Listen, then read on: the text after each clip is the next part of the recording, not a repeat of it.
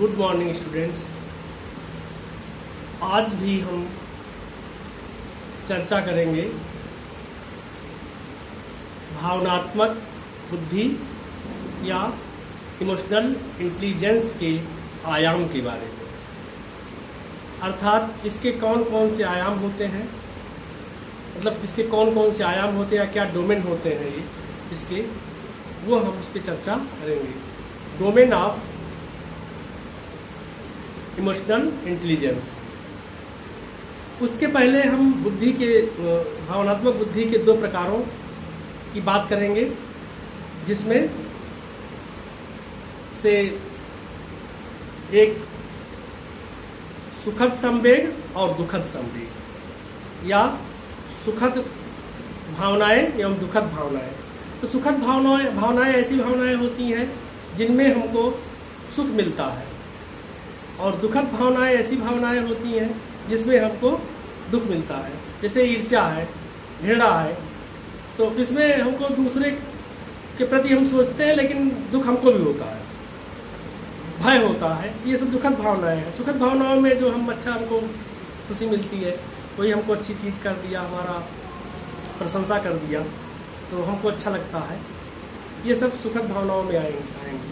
तो इस तरह जो है संवेगात्मक बुद्धि के जो आयाम हैं वो 5 हैं। सब जो गोलमैन है, डेनियल गोलमैन, उनके अनुसार संवेगात्मक बुद्धि या इमोशनल इंटेलिजेंस के 5 आयाम हैं। तो जो पहला आयाम है वो स्वयं के संवेगों का ज्ञान, knowing one's emotion. Knowing one's emotion, स्वयं के संवेगों का ज्ञान या स्वयं की भावनाओं का ज्ञान। तो व्यक्ति को स्वयं की भावनाओं या संवेगों का ज्ञान होना आवश्यक है, तथा व्यक्ति इसके माध्यम से अपने संवेगों को या भावनाओं को समझ पाता है, और उसके अंदर अपने भावनाओं को समझने की योग्यता भी आ जाती है। जो दूसरा है इसमें meaning of the emotions, managing of the emotions. Managing of the emotions, या इसको दूसरे तरीके से बोलेंगे हिंदी में, संवेगों को सुव्यवस्थित करना। संवेगों को सुव्यवस्थित करना।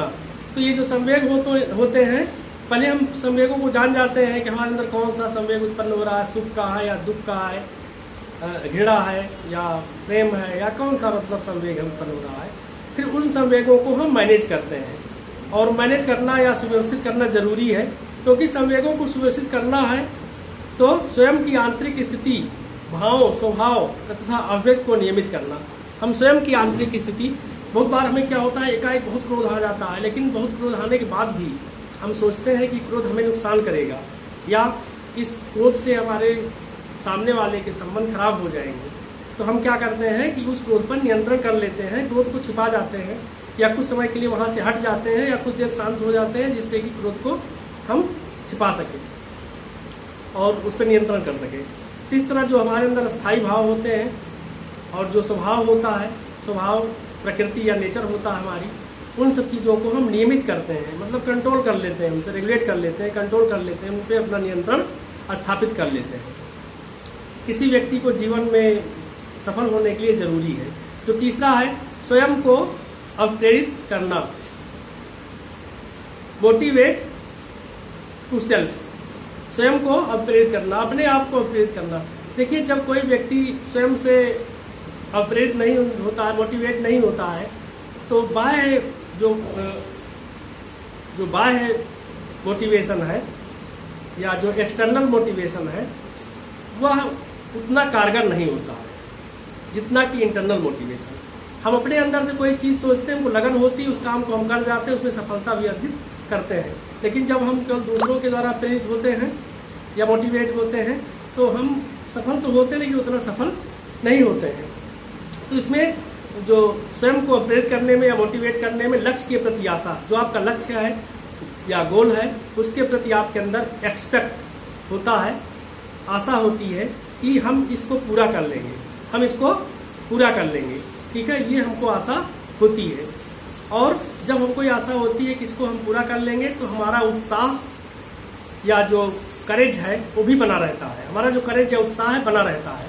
और जब हम सोचते हैं इसको पूरा नहीं कर पाएंगे, तो हम हतोत्साहित हो जाते हैं, और फिर सफलता हमारे से बहुत दूर चली जाती है। चौथा जो है इसमें दूसरे के संवेगों को पहचानना तथा प्रभावित करना।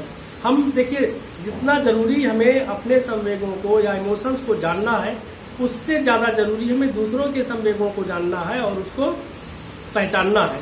अगर हम जान लेते हैं आदमी क्रोधित होने वाला है या क्रोधित हो गया है, तो जिस कारण से व्यक्ति क्रोधित हुआ है उस कारण को या रीजन को जान करके हम उससे उस तरह व्यवहार करने लगते हैं जिससे उसको खुशी मिले और उसका क्रोध शांत हो जाए। तो इस प्रकार हम अपने संवेगों के माध्यम से उसके संवेगों को क्या करते हैं, कंट्रोल करते हैं। दूसरे के संवेगों एवं उनकी भावनाओं को सही प्रकार से जानना। दूसरे के संवेग को यदि हम जान जाते हैं कि हमारे ऊपर बहुत क्रोधित है, तो उससे हम अच्छी बात करने लगते हैं, मीठी मीठी बात करने लगते हैं। अगर गुस्सा भी करता है तब भी हम उससे अच्छी बात करते हैं, गुस्सा प्रदर्शित नहीं करते। गुस्सा हमारे अंदर भी आता है लेकिन उसको हम शो नहीं करते हैं, उसको छिपा ले जाते हैं और उसके गुस्से का प्रयास करते हैं कि उसका गुस्सा शांत हो जाए। फिर इसके बाद जो अगला है संवेगों को निभाना। संवेगों को निभाना, देखिए संवेगों को निभाना भी जरूरी है, क्योंकि अगर संवेग को आप नहीं निभा पा रहे हैं तो संबंधों को भी नहीं निभा पाते हैं।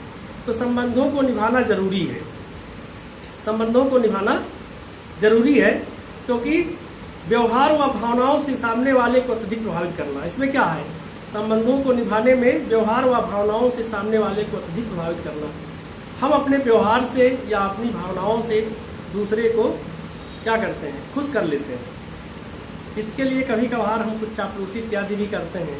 हालांकि नैतिक जीवन में चापलूसी को सही नहीं माना जाता है, लेकिन यदि जरूरत हो तो थोड़ा बहुत चापलूसी कर ली जाती है, इसलिए कि सामने वाले की भावना का कद्र हमको करना है, तो फिर उसको संतुष्ट करना पड़ेगा। उसके लिए हमें उसकी कुछ प्रशंसा करनी पड़ेगी, इसमें कोई बुराई नहीं है, क्योंकि हमको जो संवेगों को मैनेज करने के लिए जरूरी है या संबंधों को निभाने के लिए जरूरी है कि हम दूसरे की भावनाओं का ज्यादा कद्र करें, ख्याल रखें अपेक्षाकृत अपने भावनाओं का। इसके अलावा और भी कुछ चीजें हैं जिसमें कि संवेगात्मक बुद्धि की विशेषताएं। अब संवेगात्मक बुद्धि की विशेषताएं क्या है, कैरेक्टरिस्टिक्स ऑफ इमोशनल इंटेलिजेंस। इसकी विशेषताएं क्या होती हैं, कुछ इसकी खासियत होती हैं या विशेषताएं होती हैं, मतलब जिसको लक्षण भी बोल सकते हैं आप, या सिम्टम भी बोल सकते हैं, कुछ भी इसको बोल सकते हैं, और इंग्लिश में इसको कैरेक्टरिस्टिक्स बोलते हैं। तो पहला है संवेग अचानक उत्पन्न होते हैं। जो संवेग हैं या इमोशंस हैं वो एकाएक उत्पन्न होते हैं, और जो सबसे कठिन काम होता है उन संवेगों पर हमारा नियंत्रण स्थापित करना। उनको हम कंट्रोल नहीं कर पाते हैं, ये बहुत बड़ी बुराई है। लेकिन जो बुद्धिमान लोग होते हैं, जो संवेगात्मक रूप से मजबूत होते हैं, इमोशनली मजबूत होते हैं, बुद्धिमान होते हैं, वे संवेगों पर नियंत्रण स्थापित कर लेते हैं। और जो दूसरी विशेषता है, संवेगों में तीव्रता होती है। ये संवेग बहुत तीव्र होते हैं, इनमें काफी तेजी होती है। और जो चौथा है, संवेग क्षणिक होते हैं और ये थोड़े समय के लिए रहते हैं। जो हमको क्रोध आता है या हमको जो बहुत खुशी होती है, एकाएक हम खुश हो जाते हैं, इतने खुश हो जाते हैं। एक घटना आप देखे होंगे, बहुत पहले क्रिकेट मैच की घटना है, जब सौरभ गांगुली के बारे में देखे होंगे। कोई इतना खुश हो गया था, उसने अपने जो अपनी टी शर्ट थी उसको उतार दिया था। तो क्या है कि उसने संवेगों पर नियंत्रण स्थापित नहीं कर पाया, लेकिन कुछ समय बाद उसको एहसास हुआ होगा कि हमारे साथ ये गलत हुआ, हमको ऐसा नहीं करना चाहिए था। तो बाद में यदि हम शांत हो जाते हैं, हमारी बुद्धि संवेगों पर नियंत्रण स्थापित कर लेती है, तो फिर हम आराम से स्थिर हो जाते हैं, और स्थिर होने के बाद फिर वो उस पर कंट्रोल कर लेते हैं। तो क्षणिक होता है, ये बहुत समय तक नहीं रहता है। जैसे जल में तरंगे उठती हैं, लहरें उठती हैं, जल में एकाएक उठती हैं फिर नीचे गिर जाती हैं लहरें, उसी प्रकार संवेग भी मन में एकाएक आता है, विचार में एकाएक दिमाग में आता है, और लहरों की तरह कुछ देर बाद ये शांत हो जाता है। फिर अगला है, संवेग से मानसिक एवं शारीरिक परिवर्तन आते हैं। जो संवेग होता है उससे आपका मेंटली जो चेंजिंग होता है तथा फिजिकल चेंजिंग भी होता है, आपके शरीर में भी परिवर्तन आता है। शरीर फड़कने लगता है, रोए खड़े हो जाते हैं, और आंख क्रोध से लाल हो जाती है, नाक सिकुड़ जाती है। इस प्रकार की बहुत सारी समस्याएं आने लगती हैं, बहुत सारी समस्याएं आने लगती हैं। और फिर हमारा चेहरा जो है विकृत हो जाता है, चेहरा हमारा बदल जाता है, भौं सिकुड़ जाती है और नाक फूल जाती है। ठीक है, क्रोध से हम आंखें हमारी लाल हो जाती हैं, या और भी बहुत सारे खुशी में भी है कि खुशी किसी वजह से हमारे दांत दिखाई देने लगते हैं, मुंह फैल जाता है। तो मतलब संवेग में क्या है कि आपके शरीर को दिखाई देता है, खास करके फेस पर जरूर दिखाई देता है। और बहुत बार लोग संवेग से उनका शरीर कांपने में लगता है। फिर अगला जो है संवेगात्मक बुद्धि हमें बताते हैं कि कोई व्यक्ति जीवन में कितना सफल होता है। अगर संवेगात्मक बुद्धि को हम टेस्ट करें, इमोशनल इंटेलिजेंस को हम टेस्ट करें और उसके आधार पर इसकी अगर इमोशनल इंटेलिजेंस ज़्यादा है तो हम ये पता कर सकते हैं कि संवेग की मात्रा हमारे अंदर, संवेगात्मक बुद्धि हमारे अंदर कितनी है। और जब पता कर लेंगे तो हम समझ सकते हैं कि ये बच्चा जीवन में कितना सफल या असफल होगा। क्योंकि संवेगों की वजह से व्यक्ति बहुत बार अच्छा काम भी कर जाता है और संवेगों की वजह से गलत काम भी कर जाता है। अब देखिए जो अगला है वो है संवेगात्मक बुद्धि के तत्व। अगला जो है संवेगात्मक बुद्धि के तत्व, एलिमेंट्स ऑफ इमोशनल इंटेलिजेंस। इसमें कुछ तत्व होते हैं या एलिमेंट्स होते हैं। तो डेनियल गोलमैन ने इसमें 5 प्रकार बताए हैं इसके। पहला है स्व जागरूकता, जिसको सेल्फ अवेयरनेस बोलते हैं। स्व जागरूकता मतलब आदमी स्वयं जागरूक रहता है, स्वयं सचेत रहता है। दूसरा है सामाजिक जागरूकता, मतलब सोशल अवेयरनेस, मतलब उसमें व्यक्ति समाज के प्रति जागरूक रहता है। समाज में किन चीज़ों की जरूरत है, कैसा व्यवहार हम करेंगे समाज के लोग खुश होंगे, कैसा व्यवहार करेंगे समाज के लोग दुखी होंगे। फिर अगला जो है स्वनियमन या सेल्फ रेगुलेशन। स्वनियमन मतलब संवेगों पर नियंत्रण स्थापित कर लेना। संवेग आ गए तो उन पर नियंत्रण स्थापित कर लेते हैं, तो इसको स्वनियमन या सेल्फ रेगुलेशन बोलते हैं। या इसको हम सेल्फ डिसिप्लिन भी बोल सकते हैं, सेल्फ कंट्रोल भी बोल सकते हैं, कुछ भी बोल सकते हैं। अगला है आत्म अभिप्रेरण। जो संवेग हैं वो हमको आत्म अभिप्रेरित भी करते हैं, मतलब सेल्फ मोटिवेशन भी हमें देते हैं या हमें सेल्फ मोटिवेट भी करते हैं। हम अपने संवेगों के माध्यम से ही करते हैं। हमको बहुत खुशी होती है तो हम गाना गाने लगते हैं, और ज़्यादा खुशी भी डांस करने लगते हैं। तो क्या है कि संवेग के ये तत्व हैं कि हम खुश हो जाते हैं और उसके माध्यम से अपने जीवन को सार्थक बनाते हैं। अगला है सहानुभूति या संवेदना, जिसको इम्पैथी बोलते हैं। पहले सिंपैथी इस्तेमाल किया जाता था, लेकिन अब नया शब्द आया है इसके लिए इम्पैथी। सहानुभूति या आत्म संवेदना। आत्म संवेदना मतलब क्या है कि सिंपैथी में क्या है, कहा जाता था सहानुभूति, जैसा आप अनुभव कर रहे हैं वैसा मैं अनुभव कर रहा हूँ सिंपैथी में। लेकिन इम्पैथी में क्या है कि पहले हम स्वयं अनुभव कर रहे हैं, फिर हम एहसास करते हैं कि आप कैसा अनुभव कर रहे हैं। ठीक है, आत्मानुभूति या इम्पैथी। फिर अगला है संवेगात्मक बुद्धि के अनुप्रयोग, मतलब एप्लीकेशन ऑफ इमोशनल इंटेलिजेंस। इसका प्रयोग क्या है, इसको किस प्रकार प्रयोग किया जा सकता है, अनुप्रयोग किया जा सकता है, जीवन में इसकी क्या उपयोगिता है, तो इसके बारे में हम जानेंगे। इस पहला है इसमें, इसका उपयोग समाज में उचित स्थान प्राप्त करने हेतु किया जा सकता है। अगर हमको अपनी सोसाइटी में एक प्रॉपर प्लेस ग्रहण करना है तो हमको अपने संवेगों का पता होना चाहिए और संवेगों पर हमारे नियंत्रण भी होना चाहिए। कहाँ क्या बोलना है, कहाँ कैसे भाव प्रदर्शित करने हैं, ये हमको पता होना चाहिए। दूसरा है इसके द्वारा संबंधों तथा रिश्तों में घनिष्ठता बनाए रखी जा सकती है। यदि अपने संवेगों पर नियंत्रण कर लेते हैं और दूसरी भावनाओं का कद्र करते हैं तो हम अपने संबंधों को प्रगाढ़ कर सकते हैं, दूसरों से घनिष्ठ कर सकते हैं या संबंध को बनाए रख सकते हैं। तीसरा है यह जीवन को सुखमय तथा शांतमय बनाने में आवश्यक है। यह जीवन को सुखमय मतलब कि प्लीजेंट तथा शांतिमय। शांतिमय मतलब है कि पीसफुल।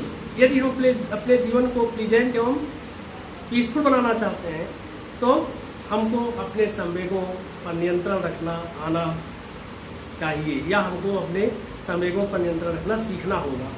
बिना इसके हम अपने जीवन में सफल नहीं हो सकते।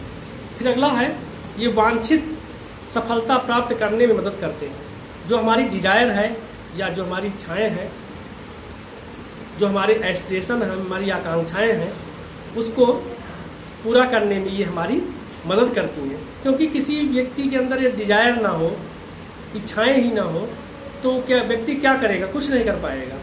और संवेग ना हो तो उसको किसी काम में लगन उत्पन्न नहीं होगी।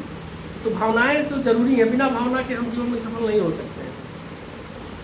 तो इसमें पांचवा है, यह बालक को कक्षा में प्रथम स्थान प्राप्त करने के लिए तैयार करती है। देखिए आज जो कंपटीशन का युग है, आज ज़माने में जो है कंपटीशन होता है, तो ये ज़रूरी है कि हम अपने संवेगों पर नियंत्रण स्थापित करके क्लास में व्यवहार करें, जिससे कि सबका सहयोग प्राप्त कर सकें। सबका सहयोग यदि हम प्राप्त कर लेंगे तभी हम जीवन में सफल हो पाएंगे। अकेला व्यक्ति कुछ नहीं कर सकता। अकेला कहा गया है, अकेला चना भार नहीं फोड़ सकता, मतलब अकेला व्यक्ति कुछ नहीं कर सकता। अगर जीवन सफलता अर्जित करना है तो अपने मित्रों का या फ्रेंड्स का, फैमिली का, सोसाइटी का, कम्युनिटी का, मतलब सबका सहयोग जरूरी है, सबका कोऑपरेशन आपको मिलना चाहिए। अगला जो है छठवां, मतलब उच्च उपलब्धि प्रेरणा स्तर प्राप्त हेतु सहायक है। अगर हम अधिक प्रेरणा या मोटिवेट होना चाहते हैं तो उसमें संवेगों की बहुत जरूरत पड़ती है। बिना संवेग के हम सेल्फ मोटिवेट नहीं हो सकते हैं। अगला जो है मतलब सातवां, ये क्रोध नियंत्रण हेतु अभ्यास तथा परीक्षण में सहायक है। ये क्रोध पे नियंत्रण करने हेतु अभ्यास, मतलब कि संवेग जो है क्रोध के नियंत्रण करने में मदद करता है तथा अभ्यास, क्रोध नियंत्रण का अभ्यास प्रैक्टिस करना पड़ता है। जब हमको क्रोध बहुत आता है तो हम क्या करते हैं, हमें क्या करना चाहिए? तो सबसे पहले चीज तो ये, जिस वजह से क्रोध हो उससे हम दूर हो जाएं, जिस व्यक्ति से क्रोध हो उससे दूर हो जाएं। और सबसे अच्छा ये है कुछ देर के लिए शांत हो जाइए। आप 2-4 मिनट के लिए शांत हो जाइए, 5 मिनट के लिए क्रोध उत्पन्न करने वाली जगह से हट जाइए, या सामने जो व्यक्ति उससे हट जाइए, अपने क्रोध पर या अपने जो एंगर है उस पर आप आराम से नियंत्रण स्थापित कर सकते हैं। ठीक है, तो ये जरूरी है। और जो ये संवेगों को, संवेगात्मक बुद्धि की जांच का जो फार्मूला है, संवेगात्मक बुद्धि या इमोशनल इंटेलिजेंस की जांच का जो फार्मूला है या टेस्ट का फार्मूला है, वो है संवेगात्मक आयु या भावनात्मक आयु भी इसको बोलते हैं, अपान वास्तविक आयु इंटू 100। मतलब इसको इस तरह भी कह सकते हैं, इमोशनल एज अपान क्रोनोलॉजिकल एज या रियल एज। उसे क्रोनोलॉजिकल शब्द का इस्तेमाल करते हैं, क्रोनोलॉजिकल एज या रियल एज इंटू 100। इसके माध्यम से हम अपनी संवेगात्मक बुद्धि की मात्रा का पता कर सकते हैं। थैंक्स, आज इतना ही।